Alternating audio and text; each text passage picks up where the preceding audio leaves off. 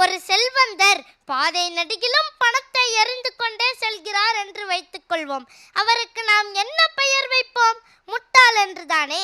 மீண்டும் சம்பாதிக்க முடிந்த பணத்தை வீணாக்குவதே முட்டாள்தனம் என்றால், தவற விட்ட எந்த நொடியையும் மீட்டு கொணர முடியாத நேரத்தை வீணாக சிதறடிக்கும் நமக்கு என்ன பெயர் வைக்கலாம்? ஓடுகின்ற ஆற்றில் ஒரு முறை மிதித்த நீரில் மீண்டும் ஒரு முறை கால் நனைக்க முடியாது என்பார்கள்.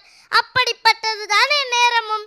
இயற்கை எப்போதும் நம்மிடம் பாரபட்சமற்ற சமநிலையைத்தான் பேணுகிறது. நாம் எல்லோர் கையிலும் ஒரு நாளைக்கு 24 மணி நேரங்கள், அதாவது 1440 நிமிடங்கள், அதாவது 86,400 வினாடிகள் தான் இருக்கின்றன. அவை நிச்சயம் கரையத்தான் செய்யும். இப்படி கரைகின்ற ஒவ்வொரு நொடித்துளியும் தேன் துளியாக தித்திப்பது நம் கையில் தான் இருக்கிறது. சில திரைக்காட்சிகளில் பார்த்திருப்போம். சுழலும் பூமி உருண்டை சுழலாமல் நிற்கும்.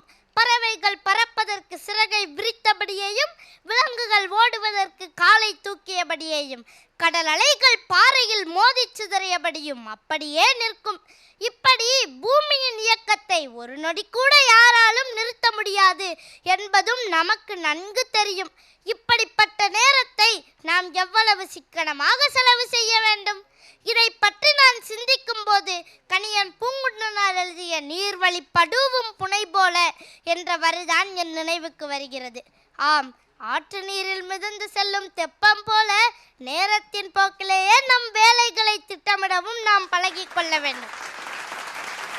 அதாவது பணத்திற்கு மட்டுமல்ல, நம் கையில் இருக்கும் நேரத்தையும் பட்ஜெட் போட்டுதான் செலவு செய்ய வேண்டும் என்கிறேன். நேர பட்ஜெட் எப்படி போடுவது?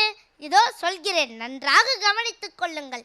முதலில் ஒரு நாளில் நீங்கள் செய்ய வேண்டிய வேலைகளை முழுமையாக பட்டியலிடுங்கள். பின் அதை 4ஆக வகைப்படுத்த வேண்டும். முதல் வகை முக்கியமானது மற்றும் அவசரமானது. 2ஆம் வகை முக்கியமானது ஆனால் அவசரமில்லை. 3ஆம் வகை முக்கியமில்லை ஆனால் அவசரம். 4ஆம் வகை முக்கியமும் இல்லை அவசரமும் இல்லை. இப்படி வேலைகளை 4ஆக வகைப்படுத்தி பின் வரிசைப்படுத்தி அதற்கான நேரத்தை ஒதுக்கி செயல்படுத்தும் போது நிச்சயம் உங்கள் இலக்கை அடையலாம் என்று அமெரிக்காவின் 34வது ஜனாதிபதியாக இருந்த ட்வைட் ஐசனோவர் கூறுகிறார்.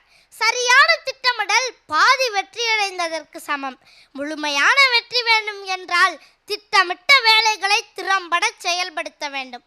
அப்படி செயல்படுத்தும் போது சில சவால்களையும் எதிர்கொள்ள வேண்டியிருக்கும்.